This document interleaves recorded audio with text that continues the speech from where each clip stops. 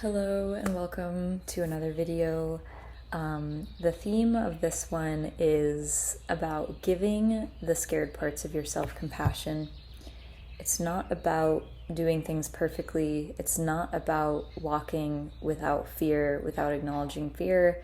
It's about being kind, compassionate, and present with the parts of you that are the most scared, the most vulnerable, the most sensitive. And I know that this is easier said than done, but I just want to say that I am walking this with you.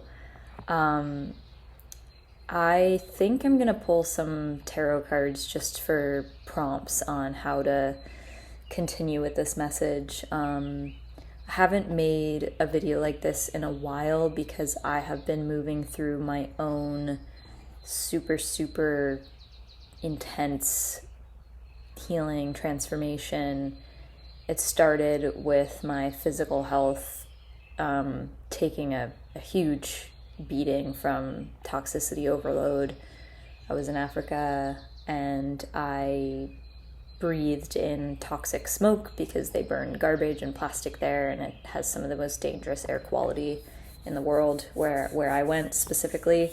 And I was already dealing with kind of long-term chronic illness, health symptoms, having issues with my skin, having brain fog, having neurological issues. And lo and behold, I came to learn back in February when I started working with a hyperbaric oxygen therapy practitioner that most of my symptoms, well, all of my symptoms were due to parasites and toxic overload. And I learned that parasites are way more common than people realize or acknowledge, and infestations are commonly misdiagnosed as mental health disorders because parasites feed on neurotransmitters, and they steal your body's nutrients that it uses to create those neurotransmitters. So people are often misdiagnosed with bipolar, schizophrenia, depression, anxiety, and the emotional side effect that comes with clearing out parasites and fighting them is more intense than normal human emotions. I mean, the emotional intensity that comes when parasites are dying inside of you, in my experience, it feels literally demonic and otherworldly, and it's freaky, and it's not something that's easy to explain, or it's not something that you can understand if you haven't experienced this. So that's one of the things, I guess I'm just telling you about my life now. That's one of the things I've been going through. And when I started going through that, I would reach out on social media for support, and I literally created a GoFundMe for myself. I've been sharing that in my previous videos because I believe that, we need to care for ourselves the way that we need to value ourselves the way that we would want to be valued and cared for by people who are close to us. And I think just overall what I want to get across in this message is that I just want to acknowledge the reality. If this message is meant to find you, if you resonate with this, then I want to acknowledge how excruciating it feels sometimes to simply wake up and face the day and face all of the past trauma and lies that are still playing out like phantoms in your mind, in your head. And those things are not reflections of who you are. And it takes a profound amount of energy. It's like steals your energy, trying to heal, trying to release trauma, release emotions. It takes so much more energy than I think is really widely acknowledged, publicly acknowledged. This is not the intense healing like this is not something that I feel like, I can go to the grocery store or the bookstore or a cafe or community spaces per se and like public spaces and see an open dialogue about which makes me think that, maybe I should just host my own. And that's kind of another reason I wanted to make this video, is because my soul, for a long time, I have felt nudges to create different kind of workshops and offerings. So stay tuned if what I'm about to say sounds interesting to you. But yeah, I want to create spaces where I can connect with like-minded people who experience similar things as I do, because, I deserve belonging, we deserve belonging, and it's not been easy to find places to really acknowledge and just feel like we have a friend, feel like I have a friend through the intense things that I've experienced. So I guess I'm just talking about this because, I know that there are other people who share my experiences in common.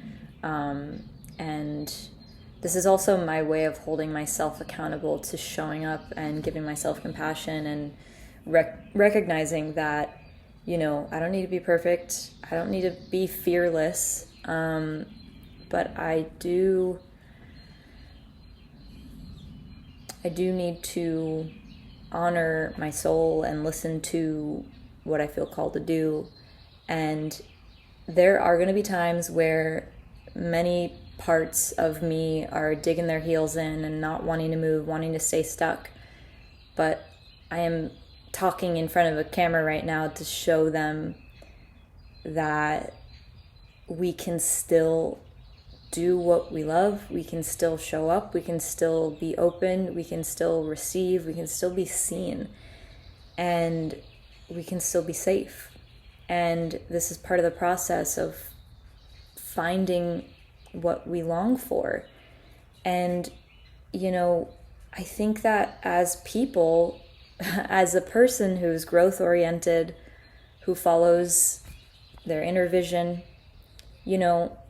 there's always going to be ups and downs and waves, and there's only so long that I think a person can go without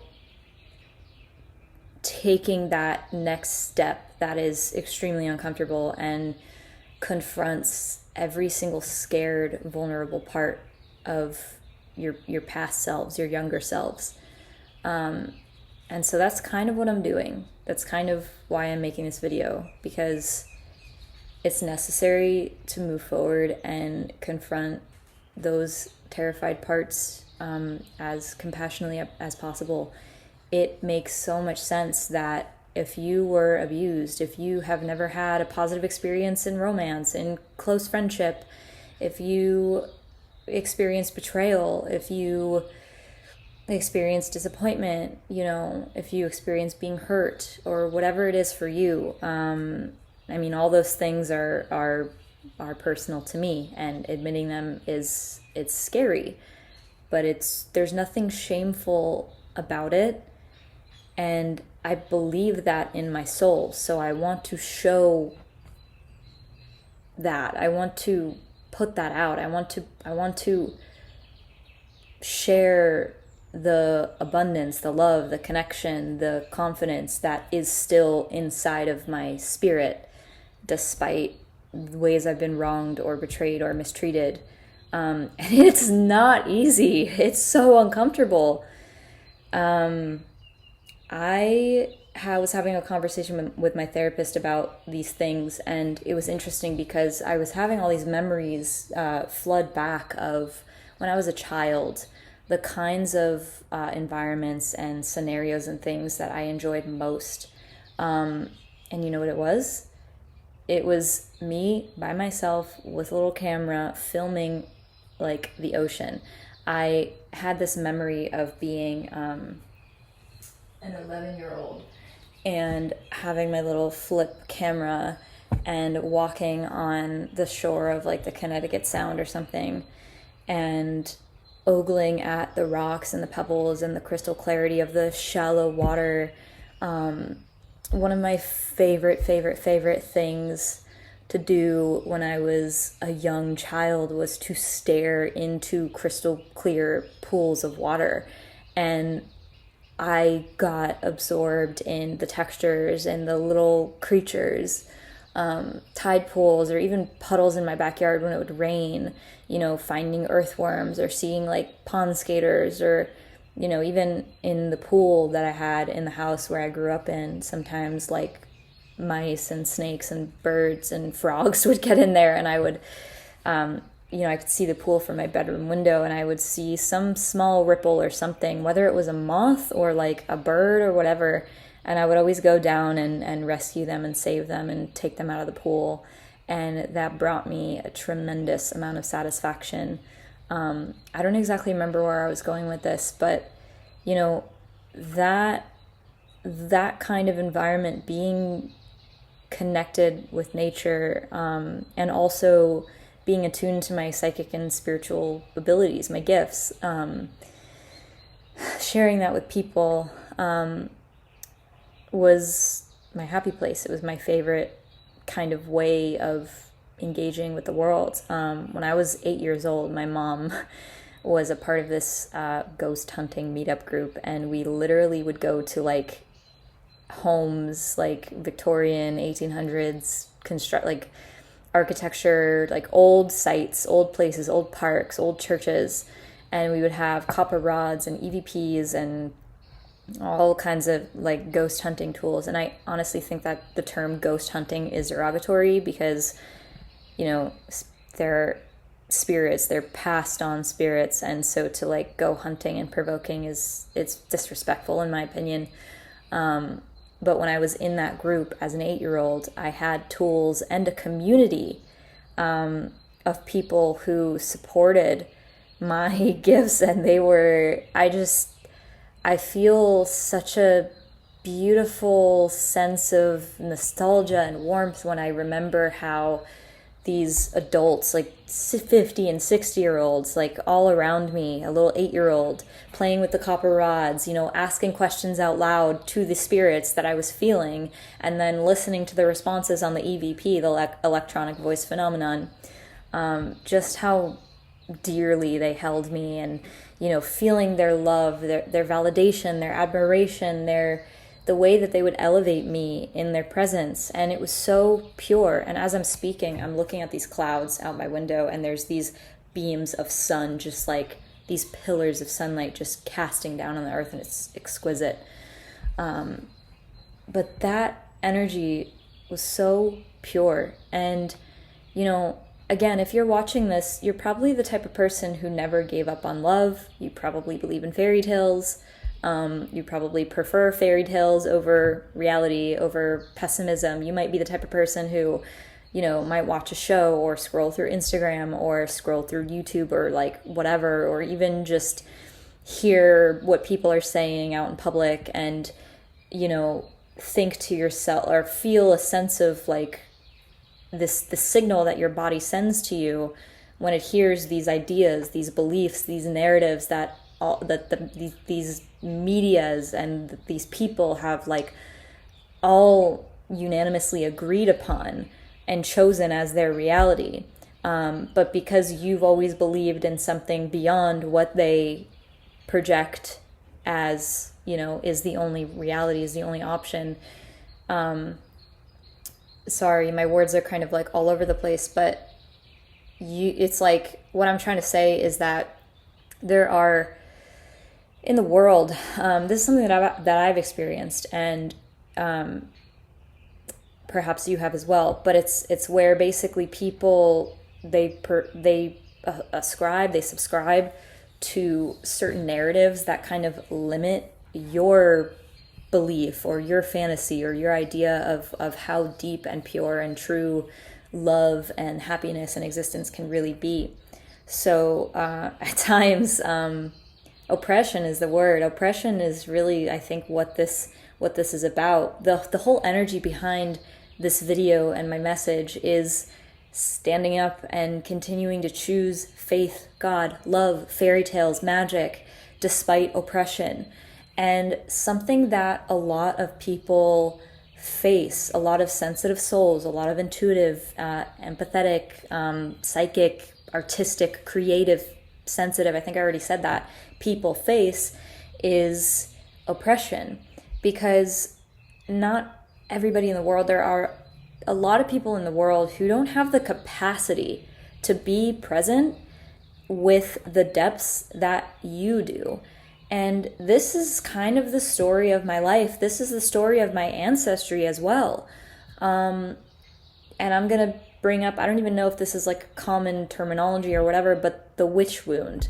And I'm just remembering, I was like, oh, maybe I need some tarot cards to talk about this, but I'm flowing now, so I probably won't pick them up unless I really feel like I want to. But anyway, the witch wound, it's just a verbiage to describe how people who are in tune with the patterns and cycles of nature and their own bodies, their own intuition, have, for as long as I can remember, they've been ridiculed, they've been oppressed because they were in tune with the truth.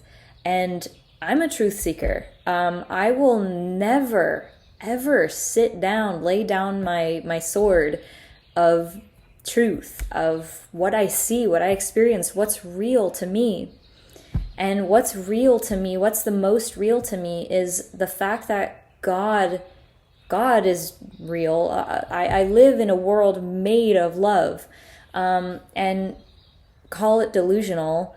But the fact that I can still stand here after everything I've been through and say, no, I refuse to believe it. I refuse to believe these lies. And I'm choosing to show up to show myself and my inner child and the wounded parts of me that, yeah, it's terrifying because your ancestors were killed and oppressed because they knew how to medicinally use plants, or because they sang in public or whatever, like creative, artistic, soulful expression. For as long as I don't even know, it has been repressed because it's power. And you know what power is? Do you know what it does? Do you know what it makes people feel when they recognize it?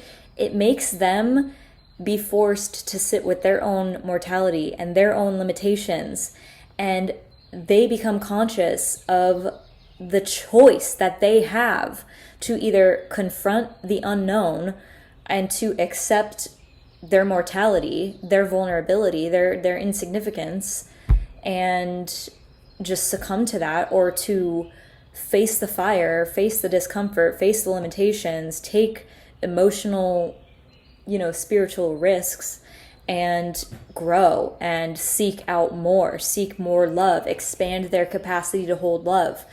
And this is like kind of a theme amongst, I don't know, my people, I want to say, where it's like, how many times, like, raise your hand if you have been in a friendship or in a relationship and you call something out. You see someone that you love engaging in a behavior or a pattern or a habit that is actually hurting them.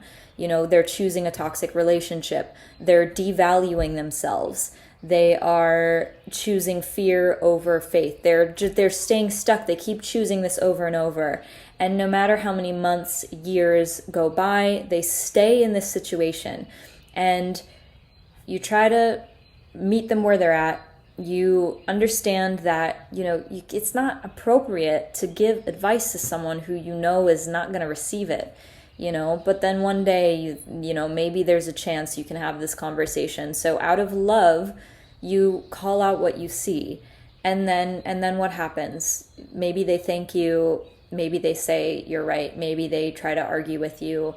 But they either grow and change their ways and you stay connected and they appreciate your honesty, your friendship, the fact that you're looking out for them, that you are invested in their well-being, in their quality of life, or they disappear, they ghost you because you told the truth and they weren't ready for it.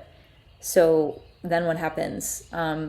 You're alone, you're friendless because you're braver than the people that were closest to you. You were ready for things that they weren't ready for. You're in a different place. You're at a different level. And in life, it's like the more you live, the more you open yourself up, the more you love, the more you connect, the more whatever. It's like the more you begin to recognize people's limitations and the limitations of the world and things like this. And then over and over, you get confronted with the choice again and again. Do I still believe that even though none of these other relationships have lasted, in the face of the fire of truth, do I still want to wake up again the next day and choose to believe that I will meet people one day who won't stop being my friend because I'm honest, because I can see things that maybe they can't see, or like, am I going to wake up again the next day and choose to publicly claim that I'm psychic and I have these gifts, and whether or not you recognize them, it's not going to change my passion and my celebration of myself. It's like there's this energy that I'm in, and it's a crossroads kind of energy, and I never stop growing. Life never stops moving or evolving. But this is a critical turning point in my life, and maybe in your life too, if this message is for you, where you have the choice to really honor like the depth of love and faith that you have in your own soul, and choose to honor that, choose to show up despite the world's failure to meet you there.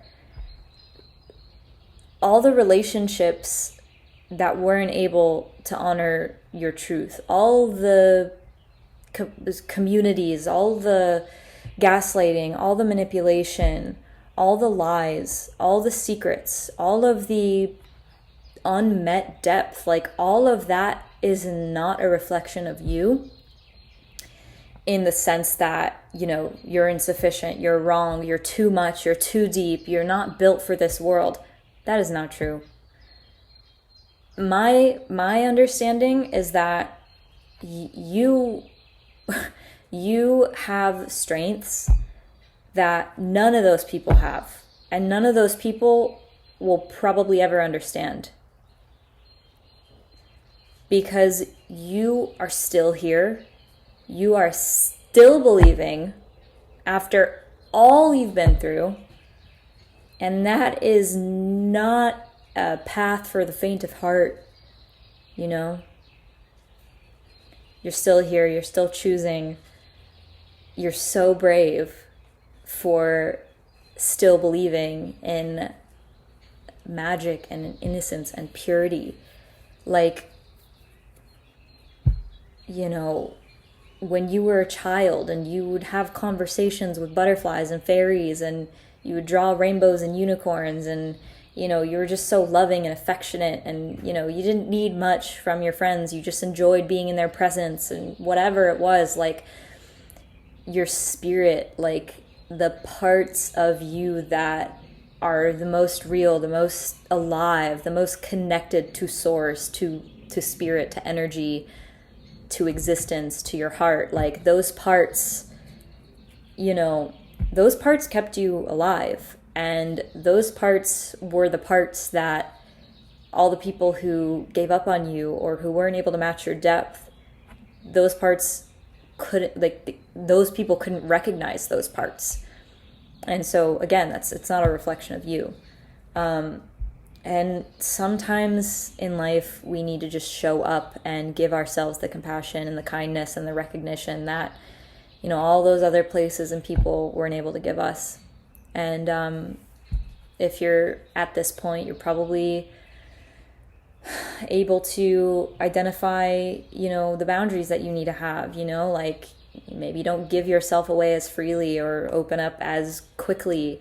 Gauge the waters, test the waters, gauge people's depth. You're intuitive as heck. Your insights are spot on. Like, you don't need to keep doubting yourself.